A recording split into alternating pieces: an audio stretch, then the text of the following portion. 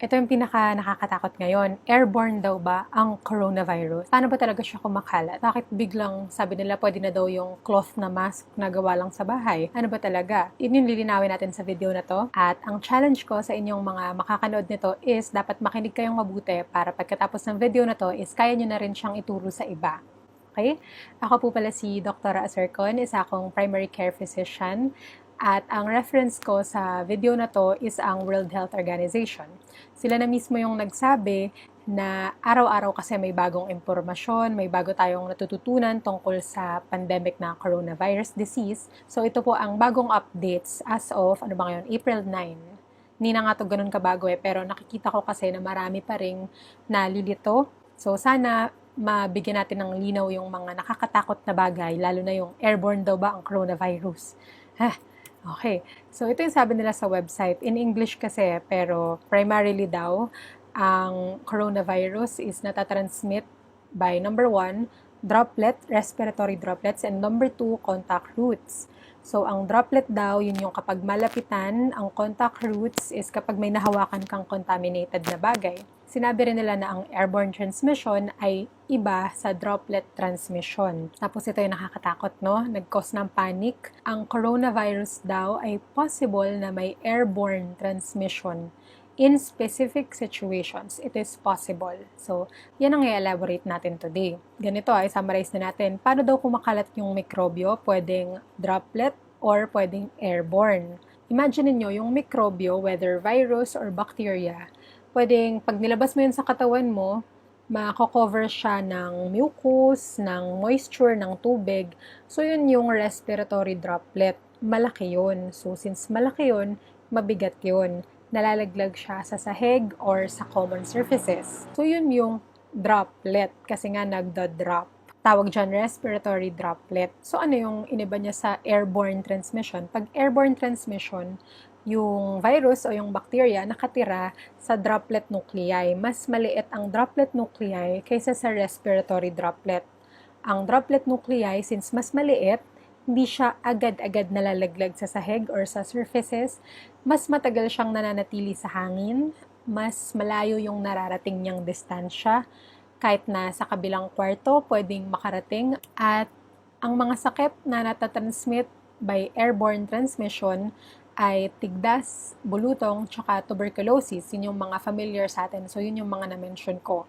Yes, sila yung airborne transmission. So, pag droplet, nagda-drop sa sahig. Pag airborne, lumulutang sa air. Parang gano'n na lang yung isipin natin para mabilis natin siyang maalala. At again, yung coronavirus ay droplet transmission. Kailangan malapitan. Sabi nila, 1 meter lang daw yung kayang travel nung droplet na yon pagkatapos mong bumahing, pagkatapos mong umubo.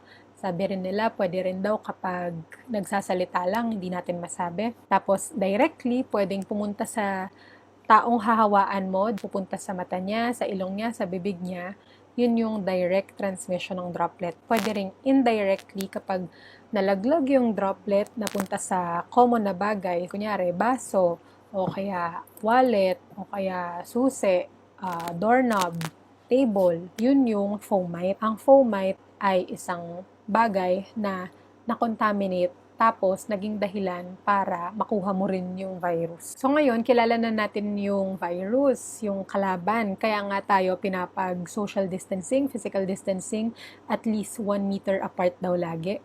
Kaya palagi tayong pinapaghugas ng kamay or pinapaglinis ng kapaligiran natin. At kaya tayo pinapagsuot ng mask. Ito, Hello Kitty. Bakit gawa lang yata to sa bahay? Kasi finally, nag-release na rin ang Center for Disease Control ng memo. Ngayon na nagkakaubusan na talaga sa buong mundo ng mga mask is pwede na rin na mag-cloth mask lang na simple lang. Ito daw ay magsuslow ng spread ng virus. Hindi niya sinasabi na completely magiging protektado ka na at yung mga nakakausap mo sa virus. Pero syempre, kaysa naman wala. Especially ngayon kasi kahit daw yung mga wala namang sintomas na ubo at sipon, maaaring nasa kanila na yung mikrobyo, kumbaga infected na sila, tapos pwede na silang makahawa sa iba. So makakatulong kung lahat tayo nakamask, kahit pagawa lang yan sa normal na tela. Isipin nyo na lang yung mask na yan, hindi yan para hindi kayo mahawa sa may sakit. Para yan, hindi kayo manghawa ng iba.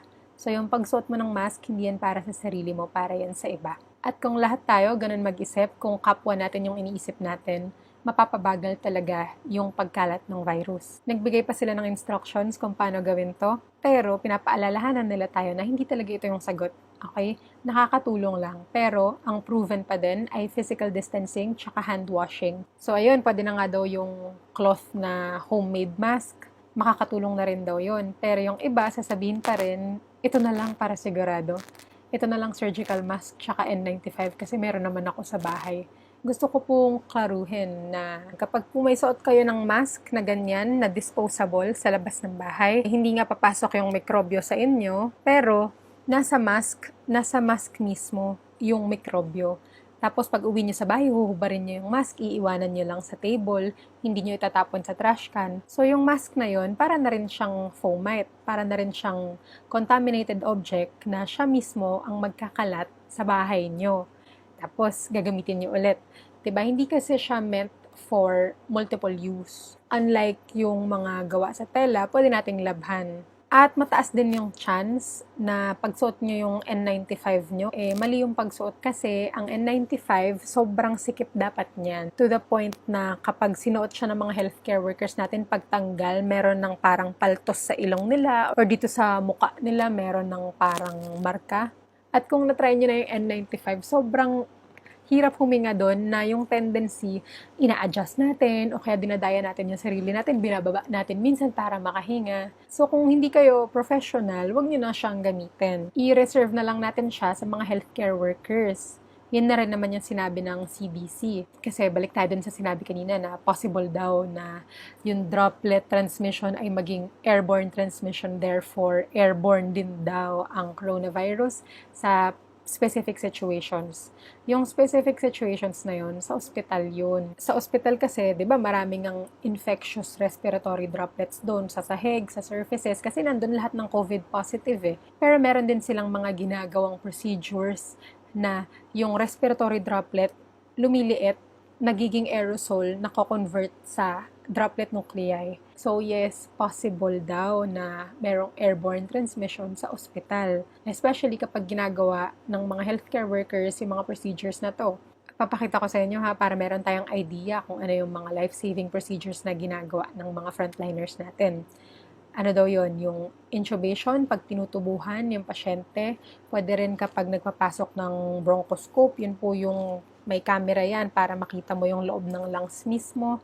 Pwede kapag nagsasuction ng mga baradong plema, kapag nagbibigay ng gamot gamit ang nebulization, kapag nag-aambubag, manual ventilation bago tubuhan, kapag pinoprone ang pasyente. Ano yung proning? Kung nakikita niyo po dito, yung pasyenteng nakatubo is nakadapa sa kama. Bakit? Kasi daw pag nakadapa or nakaprone, ay mas maganda yung daloy ng oxygen sa lungs. So, para madapa siya na ganyan, ilang healthcare workers yan, no? Pinagtulong-tulungan niya na i-flip, palitan yung posisyon ng pasyente. So, dahil doon, nag-generate daw yan ng aerosols. Pati kapag tinatanggal na yung tubo, tatanggalin na siya sa ventilator. Kahit pag magbibigay ka ng oxygen gamit ang positive pressure ventilation, at kapag meron ding tracheostomy, yung dito na mismo diretso ang tubo, hindi na dito. At kapag nagsi-CPR. CPR po yung cardiopulmonary resuscitation, binobomba yung dibdib. Di ba po, very life-saving procedure yan, pero pag ginagawa yan ng mga healthcare workers, sobrang lalo silang nagiging at risk na mahawa. So, shoutout po sa ating mga respiratory therapists. Sila po ay mga healthcare professionals din na kasama ng doctors and nurses. Sila po talaga yung specifically inatasan para gawin lahat ng procedures na nabanggit ko. Yan po ang trabaho nila at kung wala sila, wala pong COVID positive na pasyente na magsusurvive. So again, in summary, airborne ba ang coronavirus? Paano ba talaga ito ay kumakalat? Well, alam na natin na primarily, droplet talaga ang transmission. Iba ang droplet sa airborne. At ang airborne transmission, posible daw na mangyari, especially kapag nasa ospital at gumagawa ng aerosol generating procedures. Yan, so naalala nyo ba yung challenge ko kanina? Kaya nyo na bang ituro sa iba yung tinuro ko sa inyo, yung mga natutunan nyo sa video na to? Meron kasing mga nagtanong sa akin, kayo na mismo ang sumagot nito ha. Sabi niya ito, paano daw siya magiging fully equipped na safe talaga kapag nakikipag-usap sa outsider? O kaya ito, paano niyo to sasagutin kapag daw may COVID positive na tao na walang sintomas, tapos hindi naman umubo at matching sa'yo, mahahawa ka pa rin ba? Posible pa rin ba? Tapos ito, ang COVID ba ay airborne? If oo, kailangan bang isara na yung mga bintana? Sigurado ako alam niyo na yung sagot dyan. Maraming salamat sa panonood. Ako po ulit si Dr. Acercon. At kung meron pa po kayong topics na gustong i-request, ay sabihin niyo lang sa akin sa baba.